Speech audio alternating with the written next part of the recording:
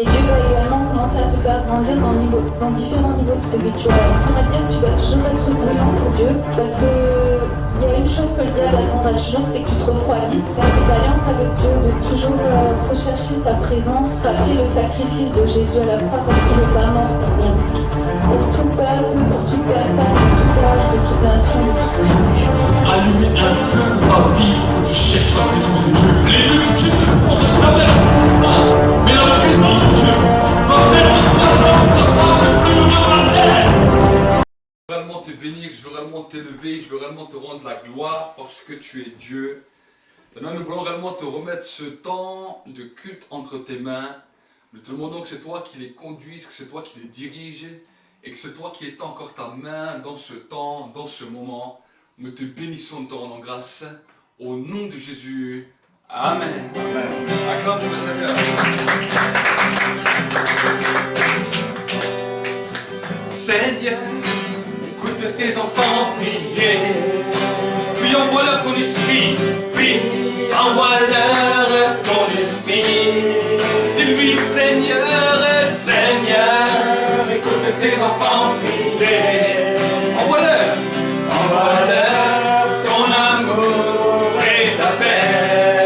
Seigneur, Seigneur, écoute tes enfants prier.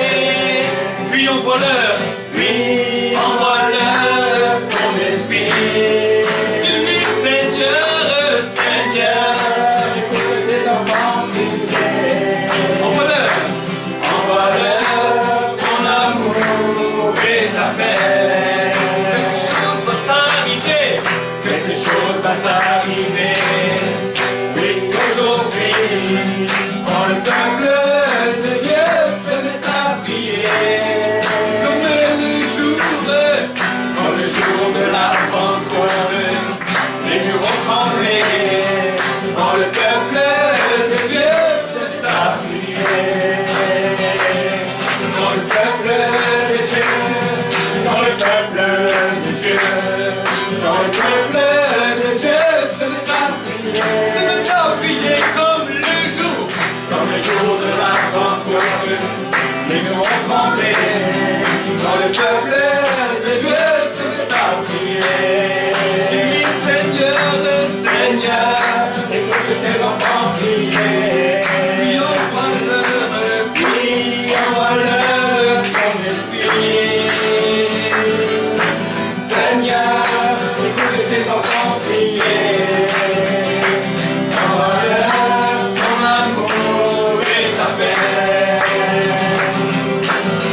Quelque chose va t'arriver, oui, aujourd'hui, quand le peuple de Dieu se met à prier comme le jour de la Pentecôte, les murs vont trembler.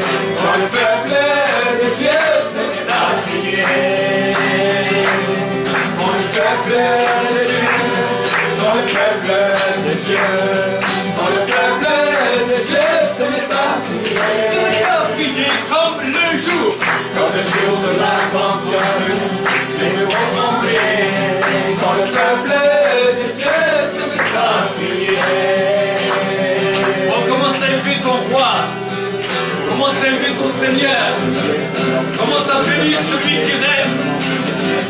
La Bible nous dit qu'il règne à jamais. Il est élevé en puissance et en gloire. Commence à bénir. Commence à l'exalter. Il est digne. Il est glorieux. Oh, commence à l'élever.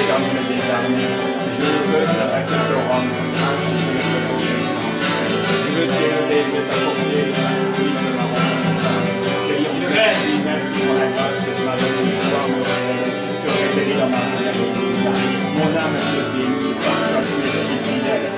Il est digne de recevoir la gloire et l'honneur.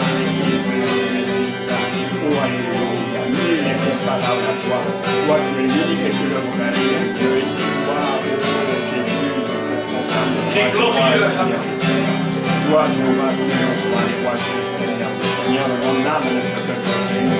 Oh béni, le psalmiste David disait mon âme bénit l'Éternel.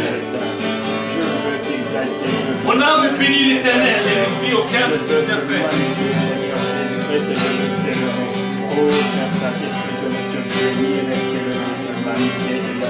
Il est exalté à jamais. Il règne en puissance et en pouvoir. Merci pour ce que l'on Merci pour ta présence quotidienne. Alléluia. Merci parce que la ton retour sur la finale nous rappelle pour Alléluia.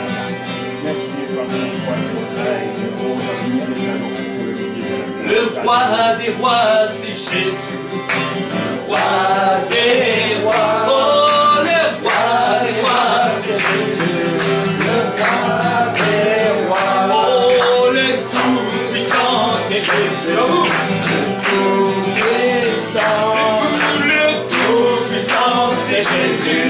Le tout-puissant. Chantez Alléluia, Alléluia, oh Alléluia, Amen. Oh Alléluia, Alléluia, Jésus est vivant. Chantez Alléluia, Alléluia, Alléluia, Amen.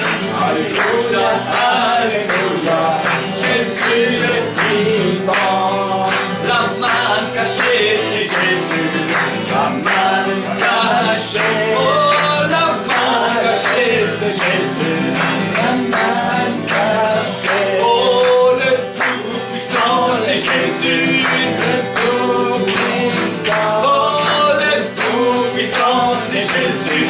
Le tout-puissant. Chantez Alléluia, Alléluia, oh Alléluia, Amen. Oh Alléluia, Alléluia, Jésus est vivant. Chantez Alléluia, Alléluia, oh Alléluia, Amen. Oh Alléluia, Alléluia, Jésus est vivant. Mon roi à moi, c'est Jésus. Oh mon roi à moi, oh mon roi à moi, c'est Jésus. Mon roi à moi, oh mon roi à moi, c'est Jésus. Mon roi à moi, oh mon roi à moi, c'est Jésus. Mon roi à moi. Chantez Alléluia, Alléluia, chantez Amen, Amen. Oh Alléluia, Alléluia,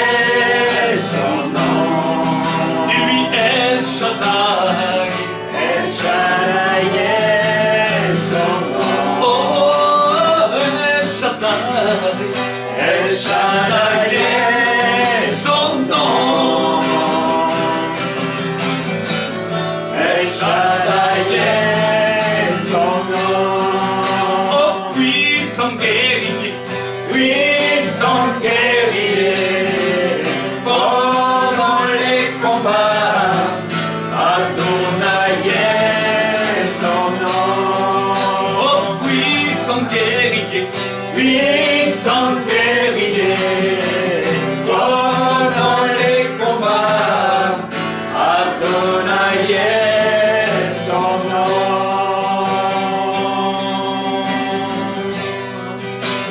Bienvenue Saint-Esprit, nous sommes dans ta présence, nous sommes dans ta présence. Remplis-nous de ta puissance, remplis-nous de ta puissance. Et viens et règne en nous. Bienvenue Saint-Esprit, bienvenue Saint-Esprit.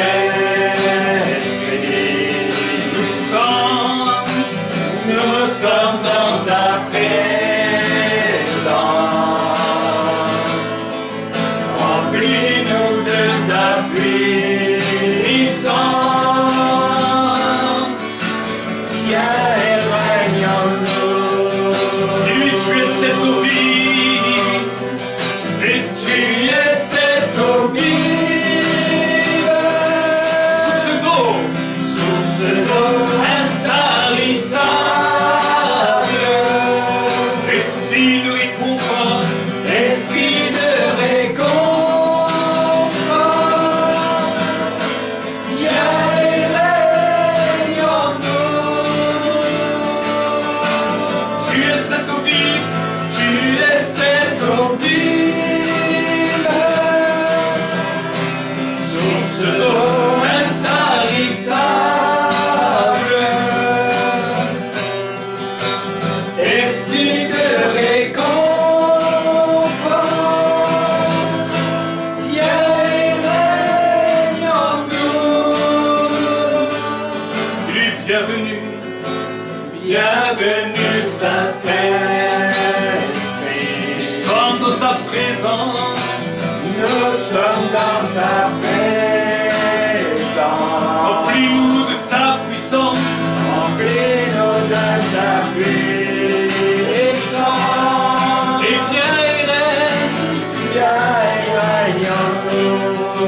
Oh, bienvenue Saint-Esprit, bienvenue Saint-Esprit. Nous sommes dans ta présence, nous sommes dans ta présence. Remplis-nous de ta puissance, remplis-nous de ta puissance. Et viens et règne en nous. Tu es cette eau vive, tu es cette eau vive. Source d'eau intarissable, esprit de réconfort, esprit de réconfort. Viens et règne en nous, viens et règne en nous. Tu es cette eau vive, source d'eau intarissable, esprit de réconfort. Viens et règne en nous. Viens et règne en nous. Viens et règne en nous. On commence à inviter le Saint-Esprit dans ta vie. Demande-lui pardon là où tu l'as attristé, là où tu l'as éteint. Et demande-lui de te renouveler. Demande-lui que sa présence commence à se renouveler. Esprit de Dieu, Esprit de Dieu, Esprit de Dieu est là. Esprit de Dieu est là. Oh, remplis-nous de ta présence. Inonde-nous de soir, que toutes les œuvres sataniques, démoniaques et sorceriques soient brisées maintenant dans le nom de Jésus. Que toutes les emprises de l'ennemi soient liées au nom de Jésus. Nous réprimons maintenant toutes les puissances des ténèbres, tout esprit animal, tout esprit humain du lion. Et nous libérons ta présence. Nous libérons le ministère des anges, des archanges, des séraphins, des chérubins. Ô Saint-Esprit, viens glorifier Jésus. Viens glorifier Jésus. Pour te bénir et te rendre la gloire. Pour te bénir et te rendre la gloire.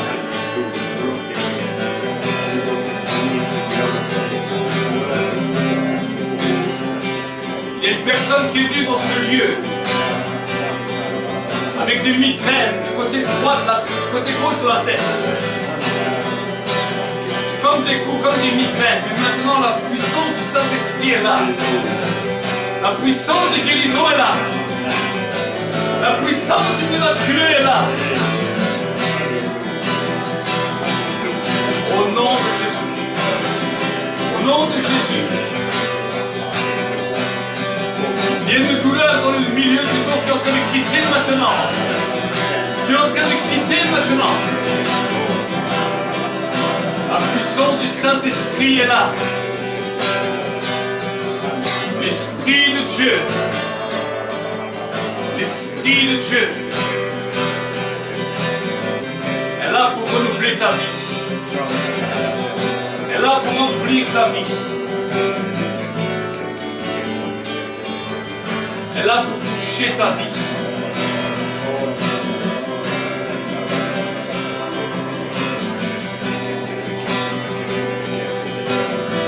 Les douleurs au niveau de l'épaule est en train de quitter maintenant. Exactement l'épaule gauche. À cause de sa présence. À cause de sa présence. L'Esprit de Dieu.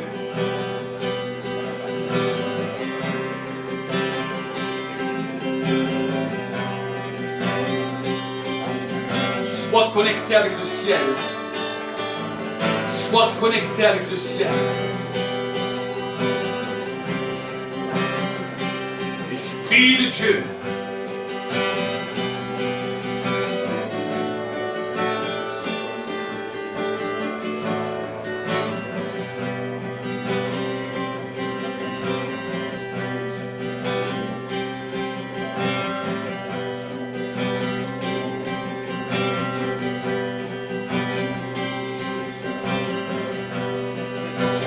Là où tu souffrais dans ton corps, maintenant que tu reçois la guérison, que tu reçois le miracle,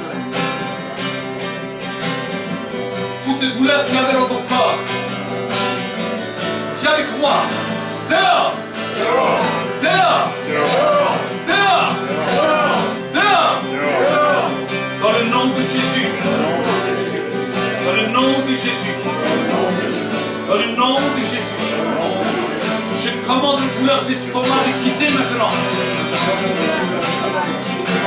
De quitter maintenant. Et que la vie commence à couler. Que la vie commence à couler. Que tout esprit d'incrédulité, esprit de mort, esprit d'infirmité, esprit de contrôle, esprit de guide, quitte ma vie maintenant. Quitte ma vie maintenant. Quitte ma vie maintenant. Dans la puissance, dans l'autorité du nom de Jésus. Oh Dieu, remplis-moi. Remplis-moi. Remplis-moi, Saint-Esprit.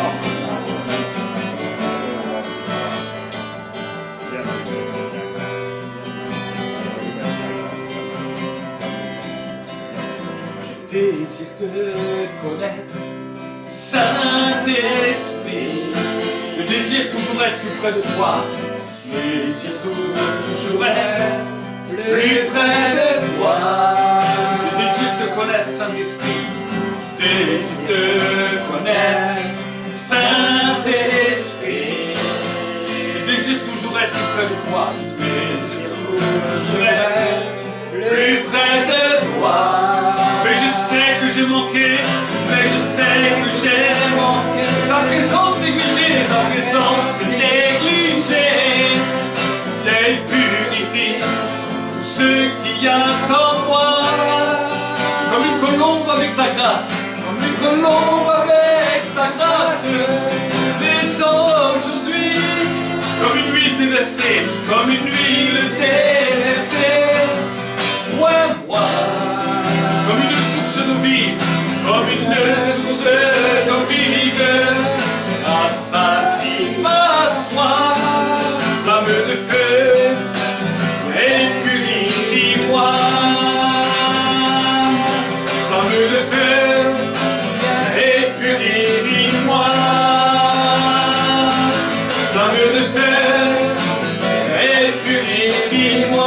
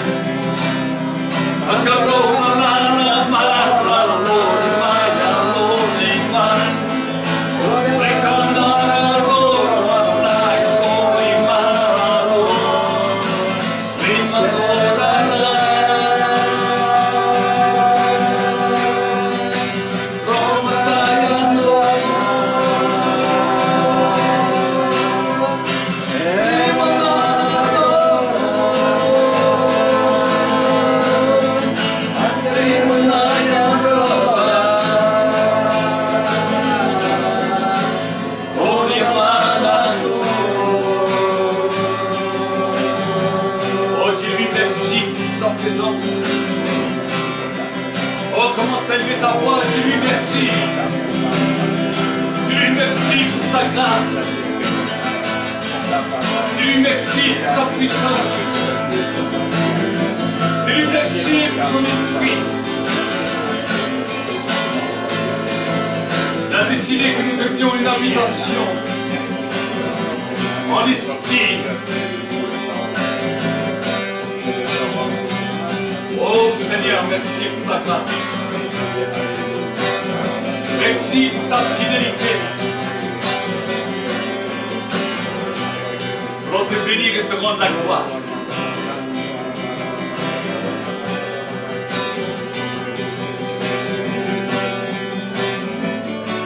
Bénissons le roi des rois.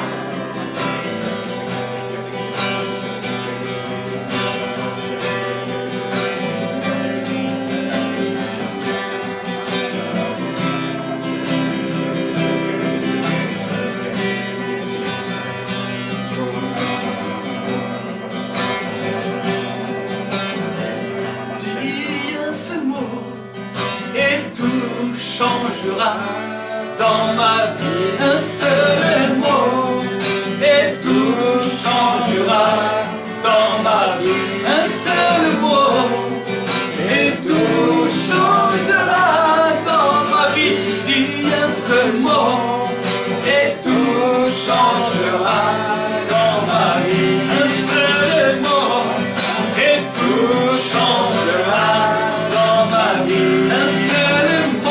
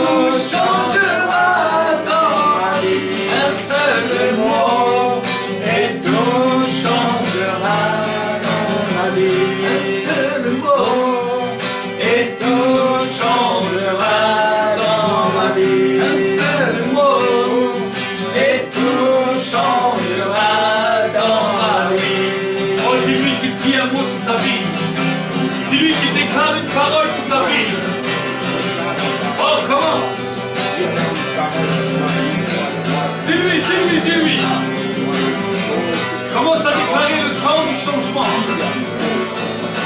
Le temps du changement.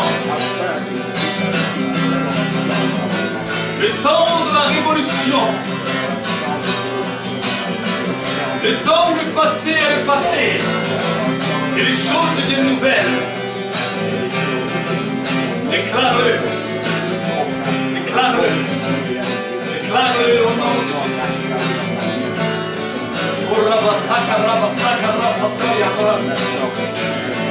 Oh Seigneur, nous voulons réellement te bénir.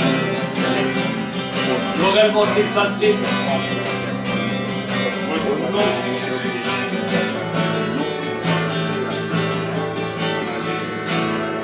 Amen.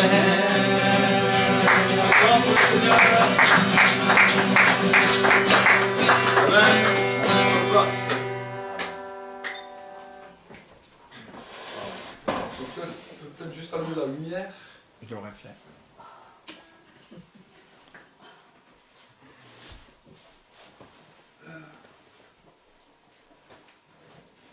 Amen. Amen.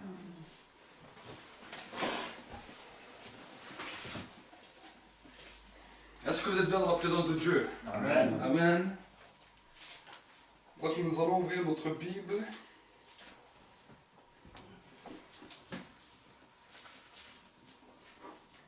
Dans le livre de Luc, au chapitre 9 et au verset 57, nous allons voir ensemble ce que la parole de Dieu nous dit.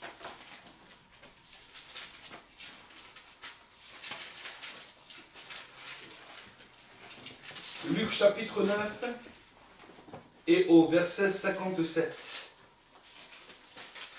Nous allons voir ensemble si quelqu'un là qui puisse le lire.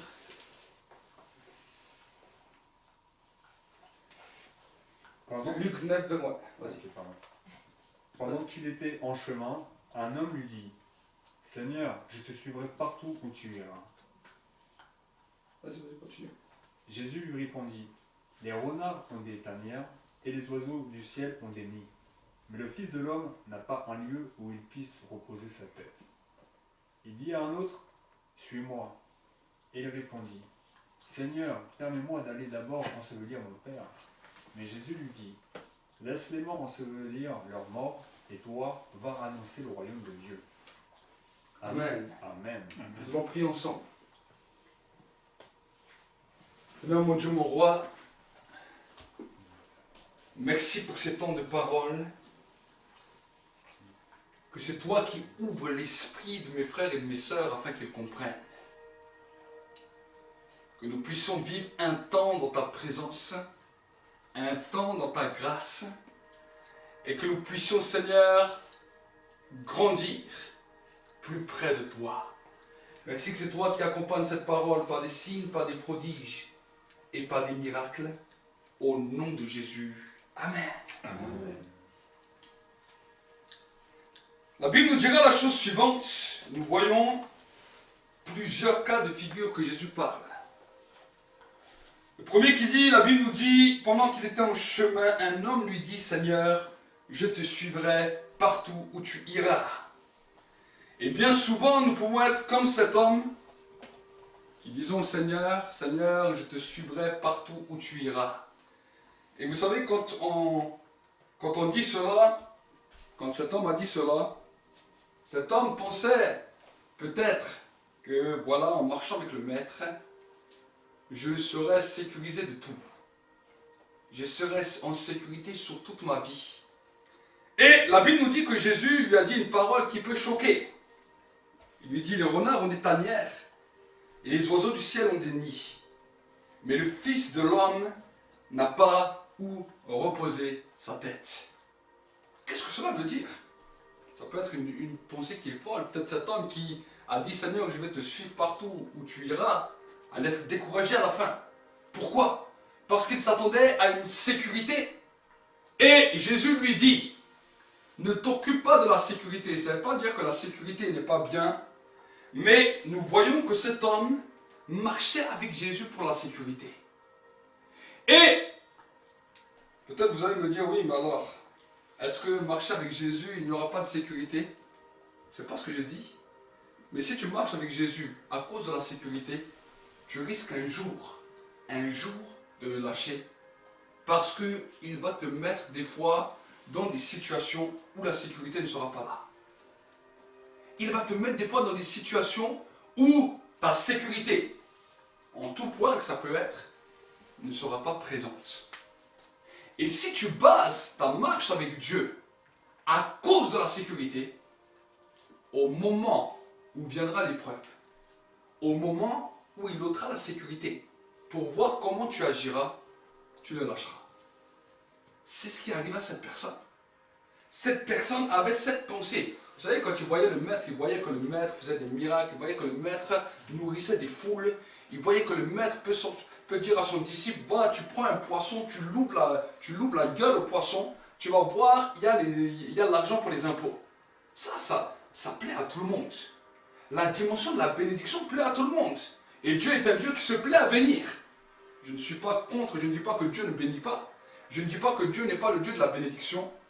Mais Dieu veut nous faire comprendre que si nous le suivons simplement pour la sécurité ou pour la bénédiction, un jour ou l'autre, nous risquons de lâcher.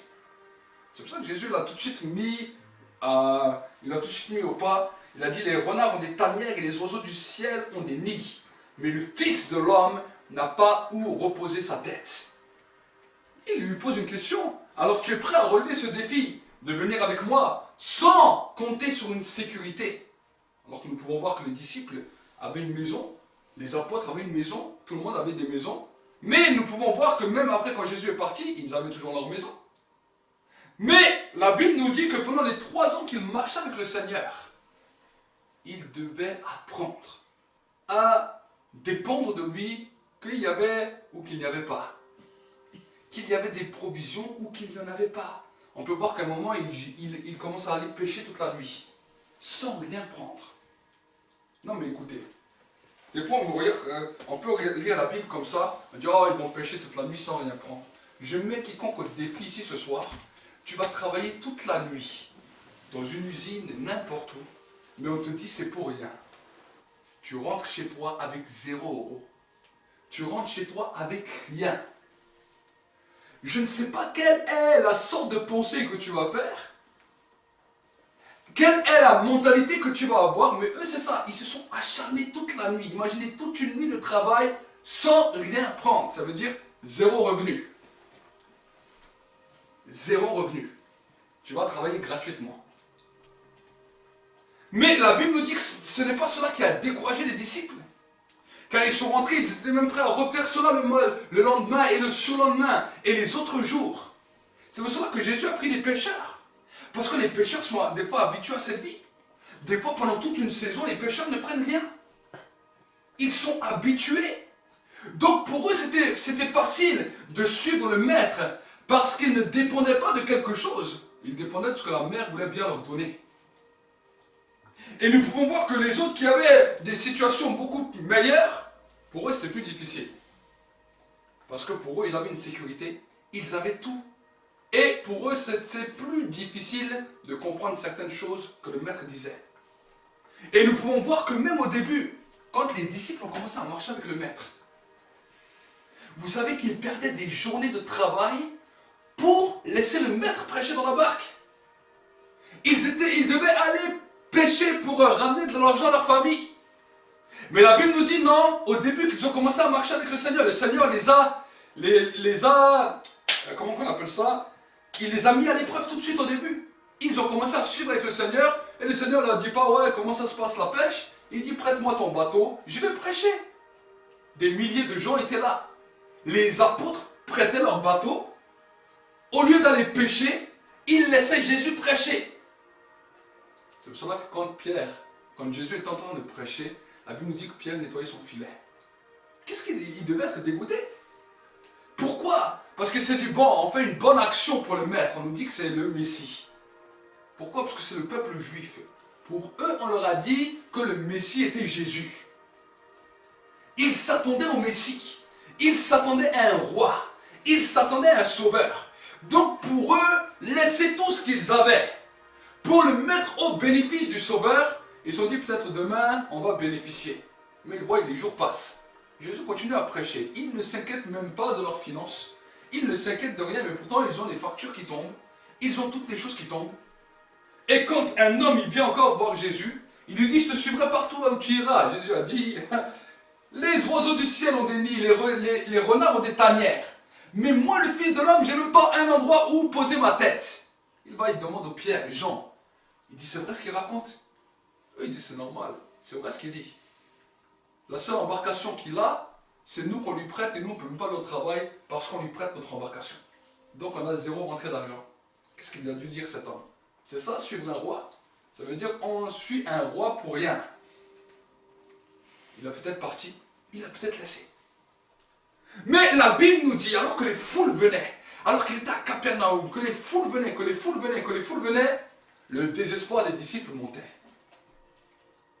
Pierre était là, désespéré. Il dit, c'est des belles paroles, mais cela n'a pas changé. Mais il ne savait pas qu'il avait investi dans quelque chose de valable qui allait lui rapporter le double, triple. Parce que lors de la pêche miraculeuse, la Bible nous dit qu'il y a eu 2 pêches miraculeuses. La première des pêches miraculeuses s'est passée en journée. Parce que Jésus est en train de prêcher sur le bateau à Capernaum et Pierre est en train de laver les filets. C'est ce que la Bible nous dit, Pierre lavait les filets. Il était dégoûté. Toute la journée, Jésus prêche. Il ne laisse même pas aller travailler. Il ne laisse même pas aller pêcher. Il leur enlève carrément, ils ne savent même plus comment ils vont vivre. Mais Jésus dit, après qu'il a fini de prêcher, jette ton filet du côté droit. Il a dit, sur ta parole, je vais jeter. Et la Bible nous dit, une pêche miraculeuse a explosé. Au point que là, Pierre s'est mis à genoux. Il a dit, Seigneur, retire-toi de moi, car je suis un homme pécheur. Jusqu'à avant, je n'ai pas compris qui tu étais. Je m'occupais seulement de ce que j'avais besoin, mais là maintenant mon cœur s'est ouvert, parce que tu as mis le point. Et c'est là où Jésus lui a dit, suis-moi, et je te ferai pécheur d'hommes. Il l'a éprouvé. Il l'a mis devant le fait accompli. Et là, maintenant, devant ce fait accompli, Jésus lui a opéré un miracle. Et nous voyons que ce miracle est extraordinaire. Parce que ça leur a permis 3 ans de salaire. En une journée, ils ont eu 3 ans de salaire. Et la Bible nous dit que quand Jésus est ressuscité, le même miracle s'est reproduit. Le même miracle s'est reproduit. Donc en 2 fois, ils ont eu 6 ans de salaire. Et là, les disciples étaient étonnés. Là, les disciples étaient aux anges, comme on dit. Pourquoi? Parce qu'ils ont vu que parce qu'ils ont accepté le temps de l'épreuve, ils ont eu la bénédiction. Et j'aimerais te dire qu'avant la bénédiction, Dieu va toujours éprouver. Dieu va toujours éprouver. Parce que vous savez, quand les hommes veulent la bénédiction, les hommes sont prêts à tout pour la bénédiction. Ils sont prêts à tout. Mais Dieu, il éprouve les choses et il dit, est-ce que tu es prêt à tout? Est-ce que tu es prêt à ne plus rien avoir, même si c'est moi qui l'ai décidé? Même si c'est moi qui l'ai décidé. Et quand le cœur est vraiment éprouvé, quand le cœur là, c'est là où Dieu lâche la bénédiction. Il dit, je vois maintenant que ton cœur n'est pas simplement centré à cause d'une bénédiction, mais qu'il est centré également sur moi. Amen. Ça, c'est le premier niveau, le premier groupe de personnes. Ensuite, il continue. Et il dit à un autre, suis-moi. Il répondit, Seigneur, permets-moi d'abord d'ensevelir mon père. Mais Jésus lui dit, laisse les morts ensevelir les morts. Amen. Quand Jésus parlera de cela, il parle de ce groupe d'hommes qui est toujours lié au passé. De ce groupe de personnes qui sont toujours liées à des événements passés, à des personnes du passé. Pourquoi? Parce qu'il dit, laisse-moi ensevelir mon père. Quand, vous savez, en Israël, on parle d'ensevelir. Ce n'est pas simplement le mettre dans une tombe et c'est fini. Quand on parle d'ensevelissement en Israël, on parle de temps de deuil. Minimum 40 jours. Où la personne, non seulement va l'enterrer, mais ensuite va se recueillir et va être en attente, va être en souvenir. Pourquoi? Parce que quand on parle de temps de deuil, de temps de recueil, on parle de souvenir. On va ressasser tout ce qu'on a vécu. Et bien souvent, le passé, dans le ressassement, fait commencer à ressurgir des douleurs, fait commencer à ressurgir tout ce qu'il y a à l'intérieur. Et quand ça commence à surgir, ça crée des émotions. On appelle ça des personnes qui sont liées à l'âme du passé. Pourquoi? Parce que la dimension émotionnelle va tellement être forte que d'un côté ça va lui faire du bien, mais ça va l'empêcher d'avancer. Ça va l'empêcher d'avancer. Voilà pourquoi Jésus lui a dit, laisse les morts ensevelir les morts. Et toi, viens et suis-moi. Laisse la pensée et la conscience des morts là où elle est. Parce que sinon, tu n'arriveras pas à avancer. Et là, les disciples étaient là. Peut-être qu'ils ont vécu aussi des décès. La Bible, sûrement, ils avaient de la famille. Ils ont peut-être pu vivre des décès. Ils ont peut-être pu vivre certaines choses. Mais la Bible nous dit qu'ils avaient décidé de suivre. Et cette personne, on ne sait pas si elle est restée avec le Christ ou elle n'est pas restée avec le Christ.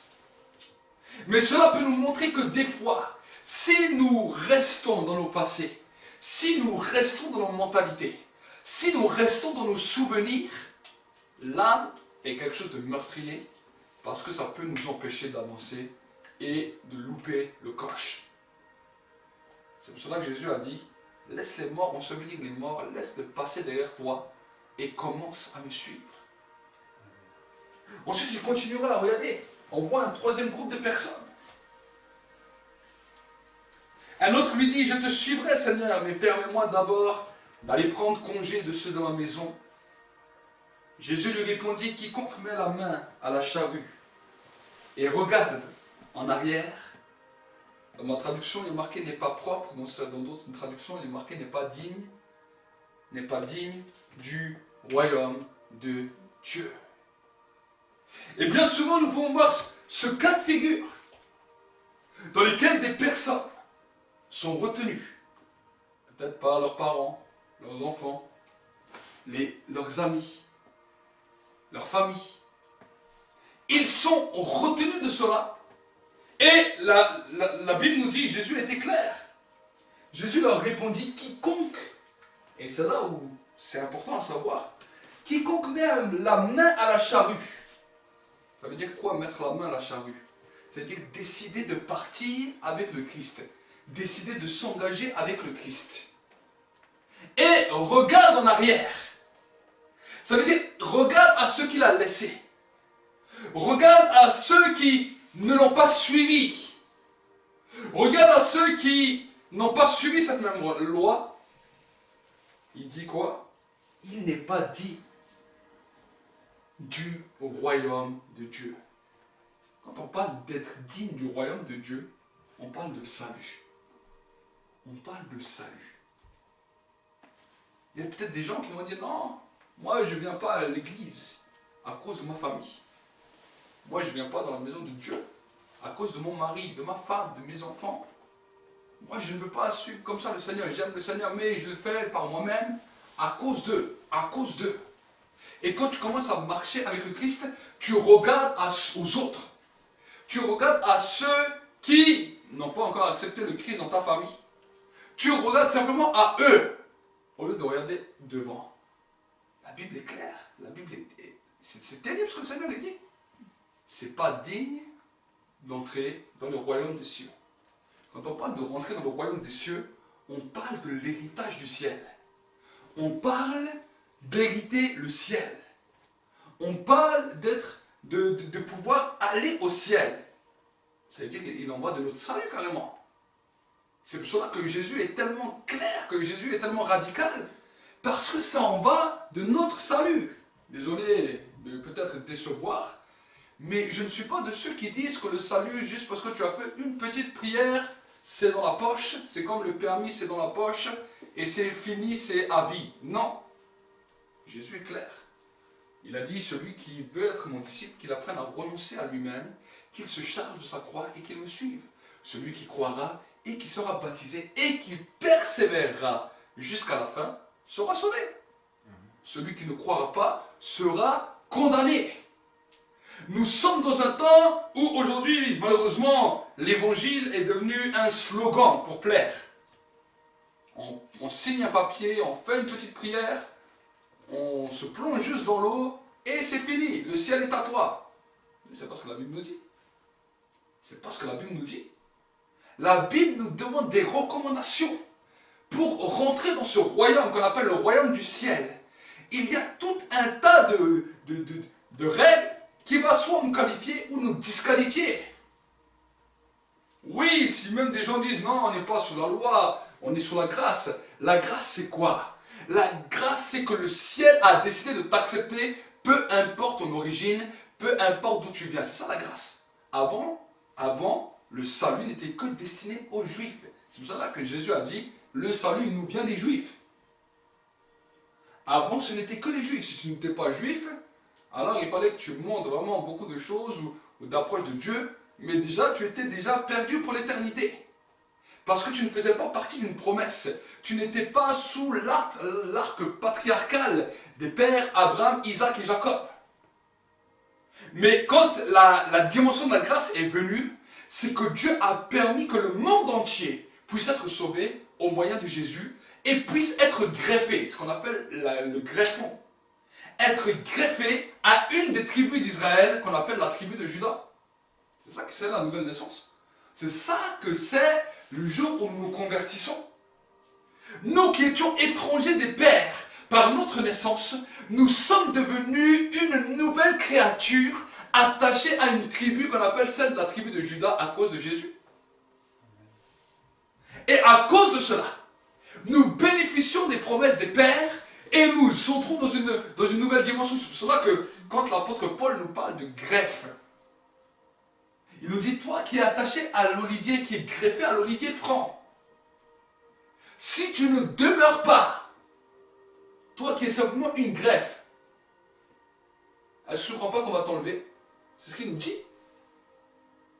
Il nous dit ceux qui étaient déjà, qui étaient naturellement, qui sont nés dans cet olivier franc, ils ont pu être coupés. Toi qui es une greffe, on peut te couper aussi. Voilà pourquoi nous devons comprendre cela. Nous devons comprendre cela. Alors peut-être tu vas me dire, oui, mais alors si je dois commencer à pratiquer toute la loi, je ne te demande pas de pratiquer toute la loi bêtement. C'est pas ce que je t'ai dit. Il y a des règles qui nous qualifient pour le royaume du ciel. Et certaines de ces règles, déjà ces 3 règles que nous venons de voir, nous pouvons voir que chacun d'entre nous, nous sommes en combat avec cela. Nous sommes en combat avec la bénédiction. Nous sommes en combat avec nos problèmes d'âme, nos problèmes de souvenirs. Et nous sommes en conflit avec les dimensions familiales. Jésus a dit, je ne suis pas venu apporter la paix, mais je suis venu apporter l'épée. Je suis venu apporter la division. Et ces 3 cas de figure, que nous le voulons ou que nous ne le voulons pas, nous allons être chacun d'entre nous confrontés à cela. Dans nos vies spirituelles, à un moment ou à un autre, on va en être confrontés. Ces 3 niveaux-là. Et si nous arrivons à aller au-delà de ces 3 niveaux-là, les écluses du ciel nous sont ouverts. Les écluses du ciel nous sont ouverts. Mais ces 3 niveaux, c'est quelque chose de difficile. Et c'est là où le diable vient combattre. C'est là où le diable vient nous séduire. C'est là où le diable vient nous dire, non mais écoute, tu fais rien de mal. Vous avez jamais entendu cette petite pensée? Tu fais rien de mal. C'est normal, c'est naturel. D'autres pensées, mais c'est la famille. Mais c'est normal le souvenir. Mais tu as souffert. Et toutes ces choses-là sont là et toi tu crois que c'est normal. Tu crois que c'est des choses normales. Mais ces choses-là, c'est ce qui t'empêche que le ciel soit ouvert sur ta tête. C'est ce qui t'empêche que le ciel soit ouvert sur ta tête. Et malheureusement, nous combattons. Et beaucoup de nos frères sont tombés là-dedans. On ne dit pas qu'ils ont péché. Ils viennent peut-être 2 fois toujours à l'église. Ils marchent toujours, ils viennent toujours chanter les cantiques. Mais quelque part, leur vie a été arrêtée depuis longtemps. Leur vie a été arrêtée depuis longtemps. Pourquoi? Parce que quand le ciel se ferme, la vie s'arrête. On peut garder les dons. On peut garder les dons que Dieu nous donne, parce que la Bible nous dit que Dieu ne se repent pas des dons. C'est ça qui est le pire de l'histoire. C'est-à-dire on peut garder des dons, on peut garder des capacités, on peut prier en langue. On peut chanter des cantiques. Et pourtant le ciel est déjà fermé. Le ciel est déjà fermé. Mais le pire, c'est que le jour où nous allons aller là-bas, ça va être terrible si on n'entend pas ça. Parce que la Bible nous dit que là-bas, il y a des gens qui vont se présenter devant Dieu. Ils disent, Seigneur, on a chassé les démons en ton nom. On a guéri des malades. On a prophétisé. On a fait toutes sortes de choses pour toi. Et pourtant, la Bible nous dit que Dieu leur dit. C'est pas moi qui ai dit ça. C'est Jésus qui a dit ces paroles. Retire-toi de moi, je ne te connais pas. Homme qui commettait l'iniquité. Mais de quel genre de péché ces gens d'hommes qui, visiblement aux yeux des hommes, prophétisent, visiblement aux yeux des hommes, font des actions pour Dieu. Quel genre de péché ont-ils fait? Un de ces 3. Un de ces 3. Et nous voyons aujourd'hui, bien sûr que Dieu est un Dieu qui bénit. Je ne suis pas contre la bénédiction. Je ne dis jamais que Dieu va vous maudire. Mais quand Dieu ne nous bénit pas comme nous on veut, quand on veut, où on veut, à la minute où on veut, quel est notre comportement? Quel est notre raisonnement? Quel est notre raisonnement? Pourquoi, Seigneur? Et pourquoi ceci? Vous savez, il y a un état d'évolution. La Bible nous dit dans le livre de Éphésiens, chapitre 1er, que Dieu nous a bénis de toute bénédiction dans les lieux célestes. Dans les lieux célestes. Mais ça, quand c'est dit, c'est pour les bébés spirituels. L'apôtre Paul dira, j'ai su me plaire en toute situation. Bonne ou mauvaise. Dure ou facile. Dans les jeûnes forcés, comme dans les moments où tout allait bien. dans les acclamations, comme dans les persécutions. C'était un état d'âme, d'esprit qui montrait une maturité. Et quand nous commençons à comprendre cela, nous allons commencer à grandir. Amen. Parce que j'aimerais vous dire que Dieu va vous éprouver sur ça. Sur la bénédiction, Dieu va vous éprouver. Dieu se plaît à bénir, mais Dieu éprouve. Dieu a béni Abraham avec Ismaël. Il lui a redemandé Ismaël. Il a béni Abraham avec Isaac. J'ai prêché ça dimanche. Il lui a enlevé Isaac. Il lui a dit, amène-moi Isaac. Sacrifie-le-moi. Sacrifie-moi ça. Comment ça? C'est la bénédiction que j'attends depuis longtemps. Donne-moi ça. Et la Bible nous dit que c'est la première fois, quand il a amené Isaac sur la montagne, qu'on a parlé d'adorer Dieu. Avant ce jour-là, on n'a jamais adoré Dieu. On n'a jamais adoré Dieu. On dit ils marchaient avec Dieu. Ils étaient droits avec Dieu. On parle de Noé comme un homme qui marchait, qui était intègre devant Dieu. On parle de Enoch qui marchait avec Dieu. Mais aucun de ces hommes n'a réussi à l'adorer. Mais quand Abraham a donné son fils, ce qu'il avait, la Bible nous dit, non seulement on a parlé la première fois d'adoration, mais on a appelé l'Abraham un ami de Dieu. Un ami de Dieu. Une personne qui veut être appelée ami de Dieu, c'est une personne qui a réussi l'épreuve face à la bénédiction. Alors, à ne pas confondre avec les gens qui disent « Ah, moi je veux être pauvre, moi je ne veux rien, la bénédiction. » Moi, non, ça c'est pas ça. C'est pas ce que je suis en train de dire. Ça c'est un esprit. C'est une mentalité. Ça c'est une mentalité de pauvre, une mentalité de pauvreté qui est sur une personne. C'est pas ce que j'ai dit. Ça veut dire nous savons que nous héritons la bénédiction. Nous soupirons à cela. Mais qu'elle vienne maintenant, ou qu'elle vienne plus tard, ou que même je ne la vois pas, je reste confiant. C'est ça qui est le plus important. C'est ça qui est le plus important. Avant de pouvoir expérimenter moi-même des bénédictions, même financières, à des moments, je disais ça aux gens, Dieu m'a fait passer au creuset, je n'avais plus rien. Plus rien, je ne sais plus rien, je ne sais plus rien. Plus rien. Et là, je n'ai pas dit à Dieu, ouais, Seigneur, pourquoi? J'ai dit, si c'est ça le chemin. Si même je dois rester comme ça, il n'y a pas de problème. L'essentiel ne joue pas sur la bénédiction. L'essentiel ne joue pas sur la bénédiction. Une fois, on s'est retrouvé 3 mois sans aucune rentrée d'argent. Avec une femme, des enfants, sans rien. J'ai dit à mon épouse, j'ai dit, peu importe, Dieu va nous bénir. On sait qu'on sait. Peu importe, c'est comme ça, on bénit Dieu. On bénit Dieu. Et on a vu Dieu commencer à libérer la bénédiction. L'épreuve de la bénédiction est quelque chose que tu vas vivre, que tu vas expérimenter, dans lequel Dieu va t'éprouver. Si tu réussis, tu seras appelé ami de Dieu. Si tu échoues, regardez Lot. Lot a perdu beaucoup. Abraham aurait pu perdre son fils, aurait pu perdre tout. Il était prêt à sacrifier, mais Dieu lui a tout laissé. Lot voulait tout garder. Et Lot a perdu énormément. Sa femme est changée en statue de ciel, parce qu'elle a regardé en arrière. Ses filles sont rentrées dans la dévergondation totale, ils sont même couchés avec leur père. C'est terrible. On ne sait pas comment il est mort. Mais un homme qui marchait à côté d'Abraham a péri de manière terrible sur la montagne de Moab. C'est là-bas d'où venaient les Moabites. Ils étaient là-bas. Et on voit qu'après, plus tard, c'était quand même un peuple qui avait des problèmes, qui avait des difficultés terribles. Parce que Lot a échoué. Ensuite, on voit un deuxième groupe de personnes.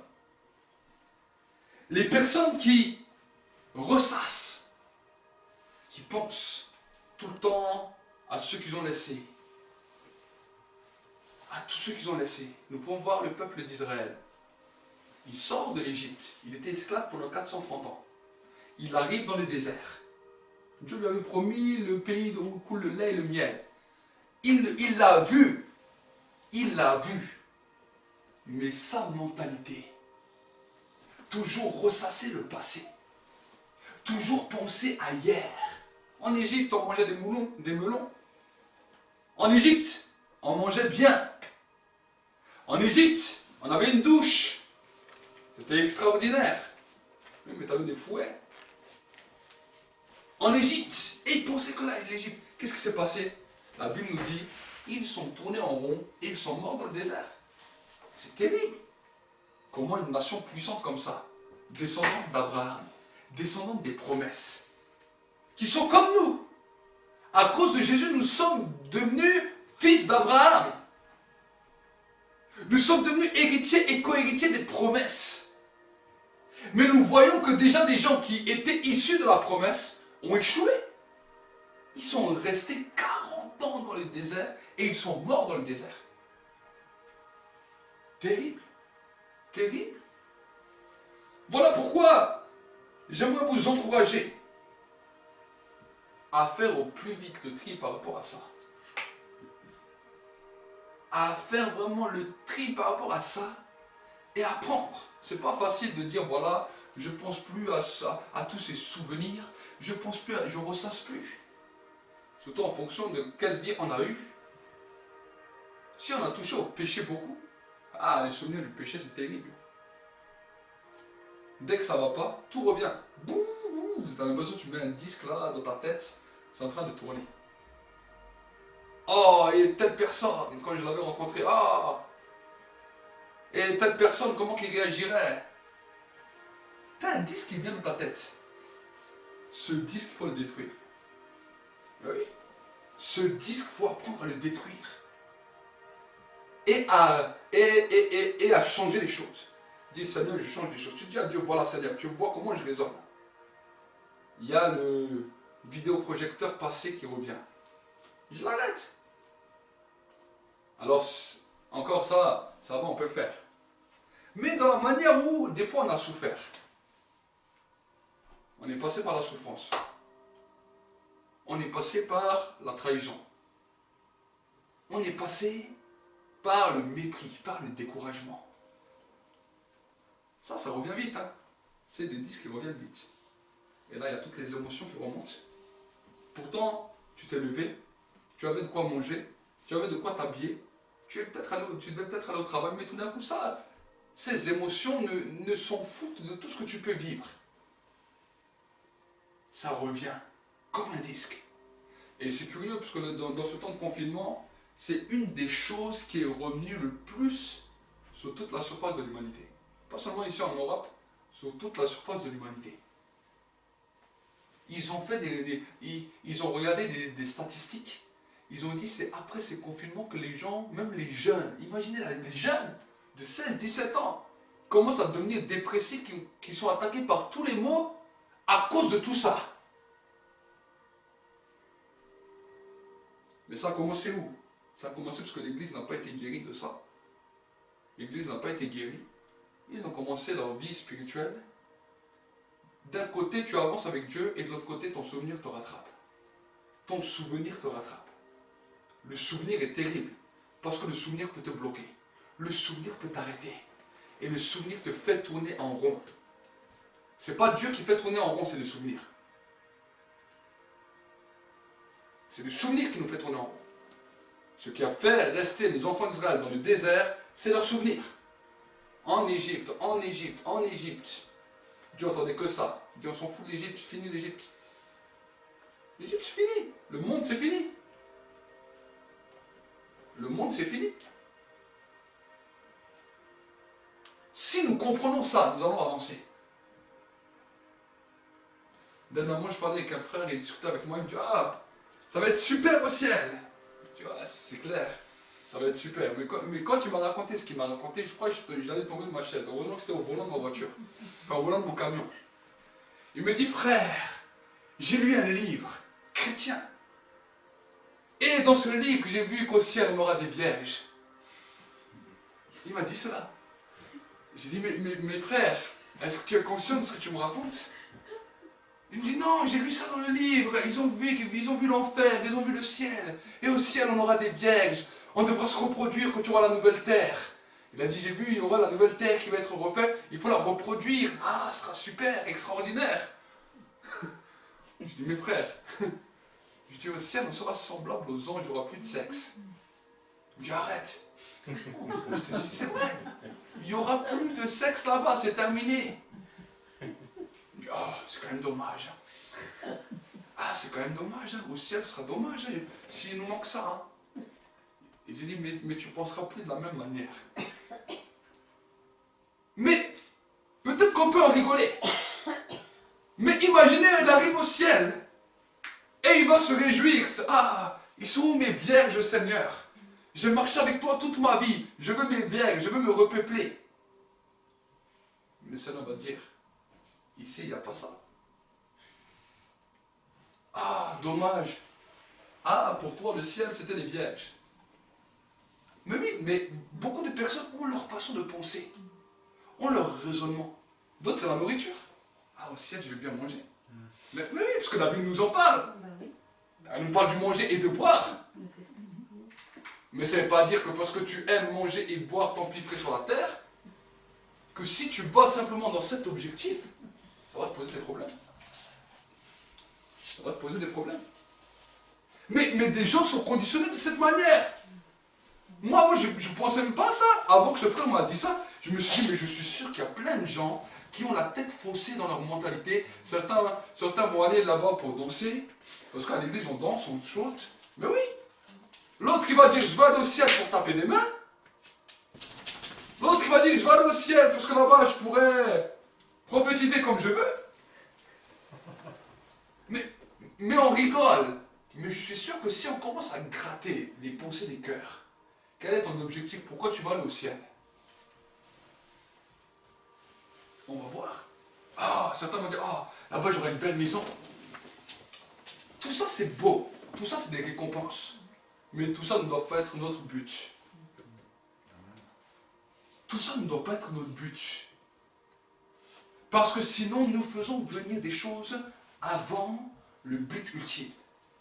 La Bible nous dit que dans l'église primitive, certains venaient à l'église pour les guérisons, d'autres venaient à l'église pour les miracles, d'autres cherchaient les signes, d'autres cherchaient les prodiges, d'autres cherchaient la bénédiction. L'apôtre Paul, à un moment donné, il a dû les recadrer. Il a dit, nous cherchons celui qui est mort et ressuscité, le Christ. Ça n'a pas changé. Aujourd'hui, ça n'a pas changé. Aujourd'hui, ça n'a pas changé. Aujourd'hui, nous sommes dans un pays où les gens n'ont pas besoin forcément d'aller à l'église pour avoir une maison, pour avoir une voiture, pour avoir une... Pourquoi? Parce que le diable a essayé de faire tellement de choses pour que les gens ne vont pas à l'église pour chercher ça. Il les compte d'une autre manière. Mais vous allez dans certains pays, il n'y a ni RSA, ni chômage, ni allocation logement, ni rien de tout ça. C'est-à-dire les gens, ils n'ont rien. Ils naissent avec rien. S'ils ont besoin de quelque chose, ils sont obligés de consulter le monde spirituel, soit occulte, soit Dieu. Alors, vu qu'ils voient que Dieu est puissant, c'est ça qui se passe dans beaucoup de pays, comme en Afrique, comme dans beaucoup de pays. Les gens vont à l'église. Les gens vont beaucoup à l'église, oui. Alors nous, ici en Europe, on regarde peut-être, waouh, mais les gens, ils sont en masse dans les églises, waouh. Mais si tu vas simplement regarder, quel est leur objectif? Pourquoi? Parce que quand tu les ramènes ici en Europe, ils ne vont pas tous forcément à l'église. Il y en a certains qui vont à l'église, mais dans la grande majorité, ils ne vont pas tous comme là-bas. C'est pas parce qu'il est africain ou qu'il est de l'autre côté là, de l'Amérique ou ça. C'est pas parce qu'il est ça, parce qu'il est plus croyant qu'un autre. Il y a toujours un but. Et au début, Dieu le sait. Tous dans notre désir de marcher avec Dieu, nous avons tous eu un but au début. Tant que Dieu n'a pas percé cela, ça va nous poser des problèmes. Moi aussi. Moi, quand je me suis converti, j'avais un but. Je voulais mon permis de voiture. Dieu s'est révélé puissamment à moi. Et après, je me suis dit, ah, mais c'est cool, j'ai eu une pensée. Je ne l'ai même pas dit de ma bouche. J'ai dit, ça veut dire, si c'est les chrétiens là qui ont le vrai Dieu, je peux aller là-bas, je peux faire mon permis de voiture, je vais le recevoir. Et quand je l'ai, je me casse. Je ne l'ai pas dit, je l'ai pensé. Ça m'a effleuré la pensée. Et j'ai commencé à marcher avec Dieu. Mais quand j'ai dû passer mon permis, quelques mois plus tard, moi j'ai oublié cette pensée. Parce que c'était au début de ma conversion. Quand je me suis converti, j'ai pensé ça. Mais après j'ai oublié ça. Parce que j'aimais vraiment Dieu. Et quand j'ai passé mon permis, je me souviens, je suis allé, je me suis présenté, le coach l'avait reçu, je suis allé pour passer mon permis de conduire. Mon permis de conduire, je l'ai échoué. Avant que je passe mon permis de conduire, Dieu m'a parlé. Il m'a dit, tu n'auras pas ton permis de conduire. J'ai dit, ok. J'ai dit, ça c'est le diable qui m'a parlé. J'ai dit, au nom de Jésus, ça. Je suis allé voir mon pasteur, j'ai dit, écoute, prie pour moi, parce que moi je ne suis pas trop sûr avec moi. Lui, il prie pour moi, il me dit, ah, t'inquiète, tu vas l'avoir. Tiens, c'est ça, c'est la parole de Dieu. Je repars chez le pasteur. Dieu me dit, je t'ai dit, tu n'auras pas. Je rentre dans l'auto-école, je dis, je m'en fous, c'est pas la voie de Dieu, ça. Je rentre et je commence à rouler. Je fais tout bien. Et j'arrive à la fin, la femme elle me dit, rangez-vous en bataille. Je ne sais plus ce que c'était bataille. Je la regarde, je fais, c'est quoi bataille? C'est quoi? Comment vous voulez que je la range la voiture? Elle me dit en bataille. Je dis, je sais plus c'était quoi, j'avais oublié carrément ce que c'était. À cause de ça, je l'ai loupé. Je suis sorti, il y avait 2 cas qui sont posés à moi. Le diable est venu avec une rébellion terrible. Il m'a dit, tu vois, maintenant, tu marches droit, tu ne fumes plus, rien. Vas-y, rebelle-toi. Rebelle-toi. Et là, tout d'un coup, le Saint-Esprit m'a dit, et même si tu n'as pas le permis, tu fais quoi? J'ai réfléchi 5 minutes. Je me suis assis. Vous savez, avant de prendre des décisions, asseyez-vous. J'ai parlé à Dieu. Je dis, écoute Seigneur, tu veux pas que j'ai le permis? Il n'y a pas de problème. Dis-moi, je n'ai pas besoin de ce papier. Et j'ai dit, moi, je vais rentrer alors dans mon ministère. Je vais devenir l'autostoppeur le plus grand. Je serai le plus grand autostoppeur au monde. Ce sera mon ministère. Chaque personne que je vais rentrer, je vais lui prêcher l'évangile. C'est mon ministère. Je serai le ministère de l'autostoppeur. Et là, je commençais à louer Dieu. Parce que le combat était là encore. Ça continuait à faire rage. Et j'ai commencé à louer Dieu. Jusqu'à que là, j'ai résisté au diable. Et il fuira loin de vous. J'ai attendu jusqu'à que ce sentiment-là, ce sentiment de colère qui était là, disparaisse. Disparaisse. Et quelques mois plus tard, alors que je ne m'y attendais plus, j'allais même faire l'auto-école. Sinon, on m'a dit, voilà, maintenant, tu peux y aller, je vais donner ton permis. Je suis allé, alors que ça faisait 6 mois que je n'étais plus rentré dans l'auto-école. Elle ne m'avait même plus vu. Je ne suis même plus allé, je n'ai même pas donné d'explication. Je suis revenu, j'ai dit, je viens passer mon permis. Elle me dit, ah, ça tombe bien, vous êtes là. Je dis, il y a une place qui vient de se délister, si vous voulez, vous pouvez passer demain. Elle m'a encore fait quelques heures de conduite. Elle me dit, ah, c'est bizarre, avant c'est roulé, maintenant que tu es chrétien, c'est plus rouler. Elle me dit ça. Le lendemain, je suis passé. J'ai eu mon permis. Quand je suis sorti du permis, le Seigneur m'a dit, je vais t'expliquer pourquoi tu ne l'as pas eu la première fois. Il m'a dit, tu ne l'as pas eu à cause de cette pensée que tu avais. C'est là où il y avait ton test. C'est là où tu avais été testé. Si tu aurais échoué ça, tu ne serais pas été digne pour le royaume de Dieu.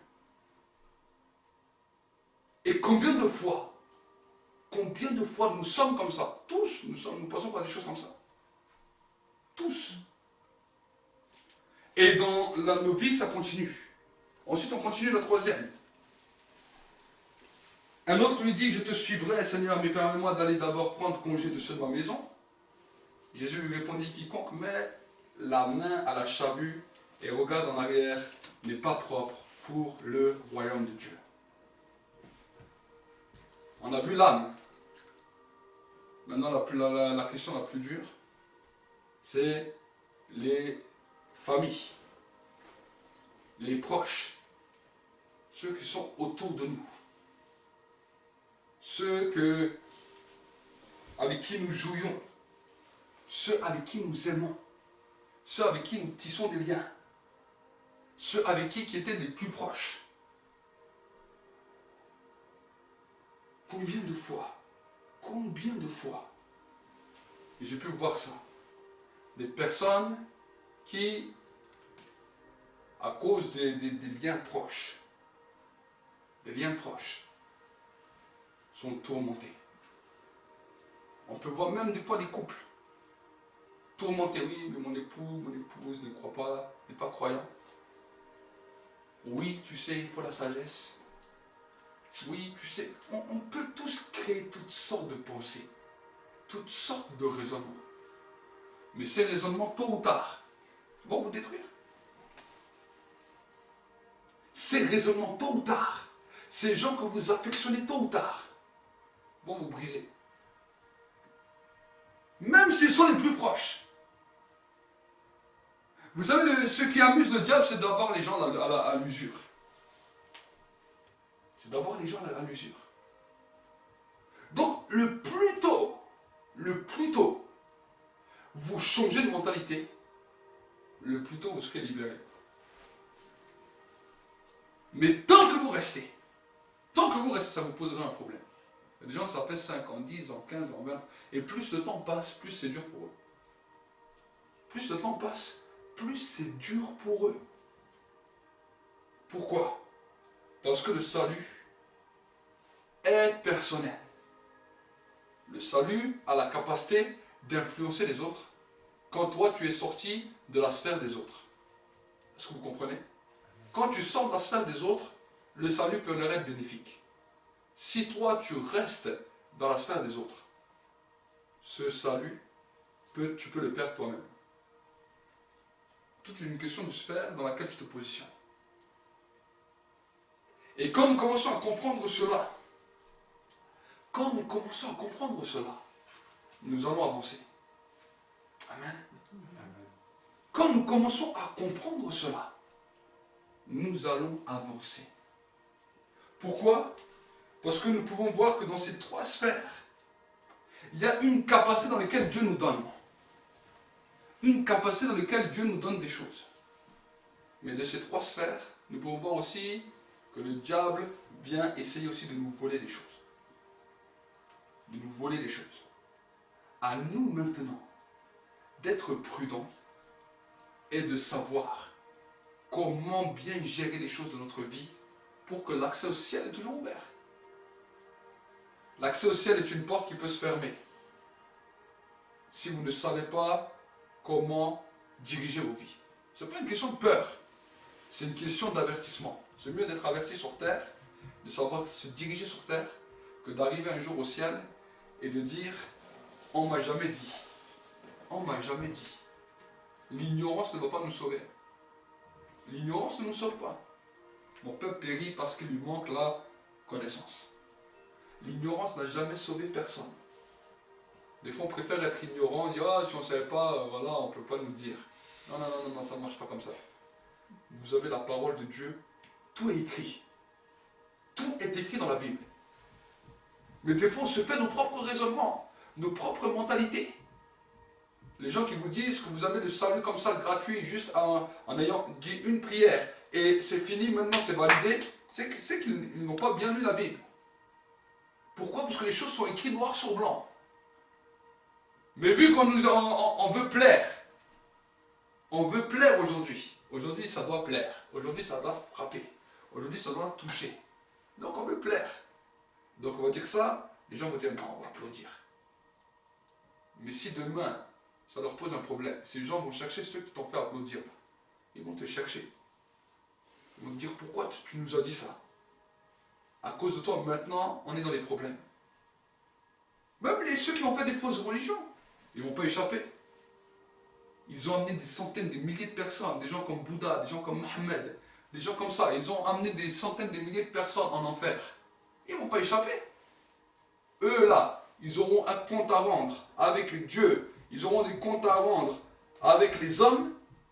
Et ils vont morfler encore plus. Donc nous, si on est enfant de Dieu, si en plus on doit venir prêcher la parole de Dieu, on ne peut pas vous raconter des bêtises. Parce que si on vous raconte des bêtises, vous allez nous chercher là-haut. Et dire oui, mais là le prophète il nous a dit ça. Mais par contre, si je te dis la vérité, après c'est entre toi et Dieu. C'est entre toi et Dieu, c'est à toi de savoir prendre les bonnes décisions. C'est à toi de savoir faire bien les choses. Et maintenant d'avancer. Maintenant d'avancer. Ça, c'est les choses que Dieu nous a données. Et dans ces choses-là, il nous a donné une capacité, que notre parole soit créatrice.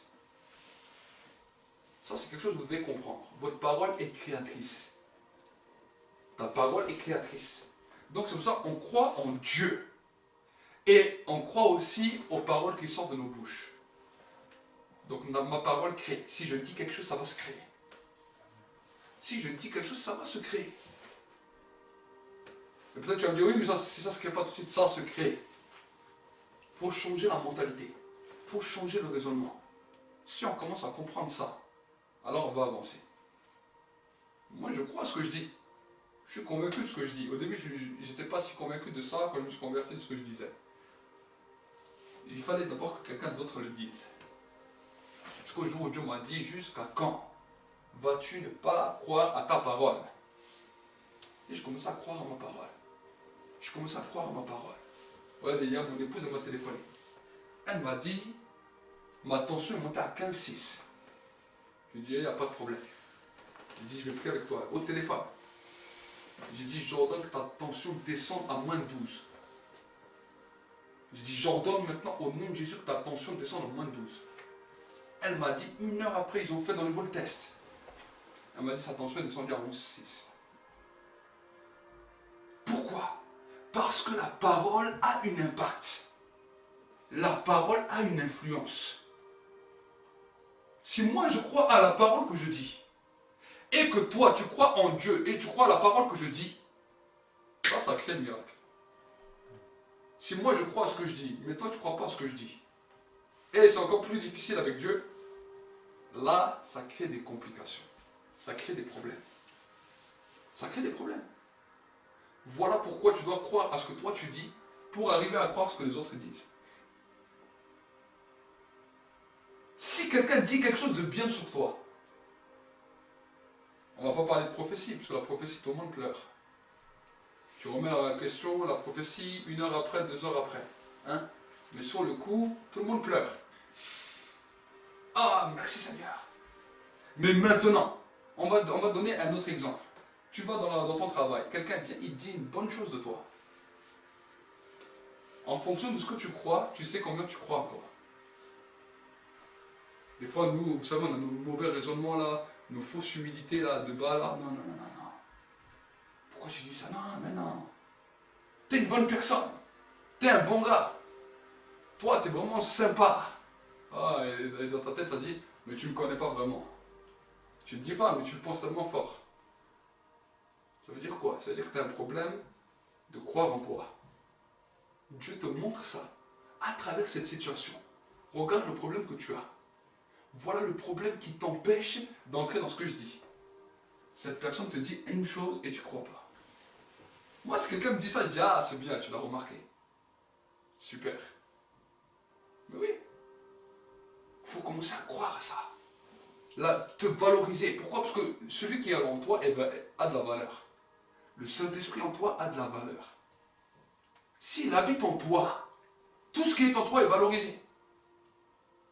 S'il n'habite pas en toi, oui, ta vie d'avant, c'était une vie pécheresse, c'était une vie de dégoût, c'était une vie de mépris. Oui, ça c'est la vie d'avant. Mais maintenant, si le Saint-Esprit habite en toi, tout ce qui est en toi a de la valeur. Donc c'est normal que les compliments viennent. Quand tu vas quelque part, tu dis j'attends les compliments. Mais oui. J'attends les compliments. Maintenant, des fois, nous on sort dehors. Ah, qu'est-ce qu'ils vont encore dire les gens? Ah, tu vois des gens qui te regardent de loin, tu n'as même pas parlé avec lui. Lui, il pense du mal sur moi, je le sais. Lui, il ne me supporte pas. Va le voir. Dis-lui, je suis content de te voir. Je sais que tu m'aimes. Tu casses cette mentalité. Et la personne ne va pas te dire non. Je sais que tu m'aimes. Je l'ai vu dans ton regard. Mais oui. J'ai vu dans ton regard que tu m'aimais, que tu m'admirais. Tu as vu comme je suis beau. Tu ne vas pas dire non, parce que tu es aussi beau. Et tu casses quelque chose. Tu casses une mentalité. Tu casses un raisonnement. Mais tu vas dire oui, mais si je le fais, si je ne crois pas. Mais justement, à force de le faire que tu vas y croire. C'est à force de le faire que tu vas y croire. c'est depuis que tu es petit que tu commences à te dire non, les gens me rejettent, non, les gens me disent.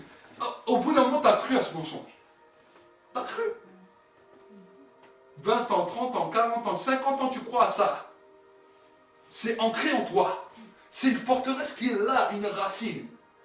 Maintenant, pour changer ça, on va pas dire que tu vas remettre autant de temps, mais avec le Saint-Esprit, si tu as fait un petit acte de foi, il a dit, si tu as la foi comme un grain de sénévé, tu vas dire à cette montagne, casse-toi de là, jette-toi dans la mer, elle va t'obéir. Ça, c'est la montagne. Ça, c'est la montagne. Ça, c'est la foi pour la montagne. La montagne, c'est ça. La montagne, c'est ton problème. Vous savez, combien de fois des gens, même des croyants, quand ils doivent aller parler à d'autres, ils ont déjà l'angoisse. Ça tourne déjà dans leur tête, ça tourne déjà dans leur ventre, ça tourne déjà dans leur tête. On dirait leur sang, il va 3 fois plus vite. Là, ils n'ont plus de problème de sang, le sang, il va 300 à l'heure dans le corps. Et ça leur fait le tournis, ça leur donne la fièvre. Mais oui, parce que vous avez des raisonnements, ça c'est les montagnes. Quand tu vas escalader une montagne, tu es fatigué. Tu es fatigué. Pourquoi? Parce que c'est dur, tu vas monter, tu vas transpirer.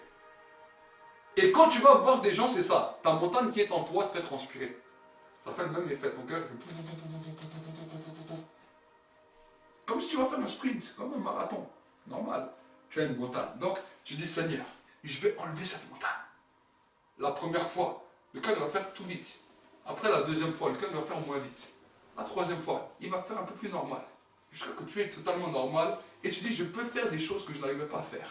Chaque fois que j'arrive à faire des choses que je n'arrivais pas à faire, je me félicite. Mais je me félicite. Je me dis, waouh, ça, je n'arrivais pas à faire avant. Ça, je ne pouvais pas dire avant. Ça, je ne pouvais pas entreprendre avant. Je me félicite. Je me dis, c'est bien. Continue. Mais oui. Hein, Rémi, tu vas te féliciter. Oui. Amen. Oui. Ok, on va prier alors. Le temps est déjà passé. Seigneur mon Dieu, mon roi, je veux réellement te bénir, je veux réellement te rendre grâce. Je te remets, Seigneur, ce temps, Seigneur, entre tes mains. La parole a été semée. Je te demande que ta parole puisse produire du fruit digne de la repentance.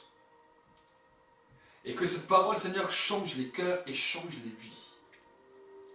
Tu vois, Seigneur, tous ceux qui étaient arrêtés par l'ennemi, que ce soit au niveau de la bénédiction, que ce soit au niveau de l'âme, que ce soit au niveau familial, que ce soit au niveau du regard de soi, je te demande que cette parole devienne un tsunami qui va changer les mentalités. Un tsunami qui va réguler toutes les choses dans leur cœur. Et que ces montagnes qui se sont dressées dans leur vie soient éjectées dans la mer. Soient éjectées dans la mer. Je prie que cette semaine soit une semaine de travail sur soi. Une semaine dans laquelle ils vont travailler sur eux-mêmes. Et une semaine dans laquelle ils vont expérimenter un changement dans leur vie. Un changement dans leurs pensées. Un changement dans leur raisonnement. Pour la gloire de Dieu le Père. Qu'ils vont commencer à prendre soin d'eux-mêmes. Qu'ils vont commencer à prendre confiance en eux-mêmes. Et croire que tu es le Dieu de toute possibilité dans leur vie. Nous te bénissons, nous te rendons grâce.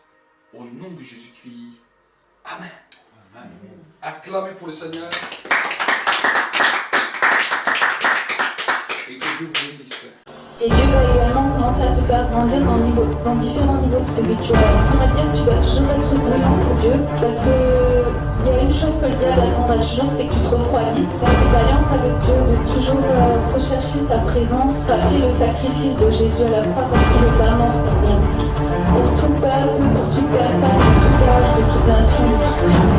Allumer un feu dans ta vie où tu cherches la présence de Dieu. Les multitudes ne pourront te traverser, mais la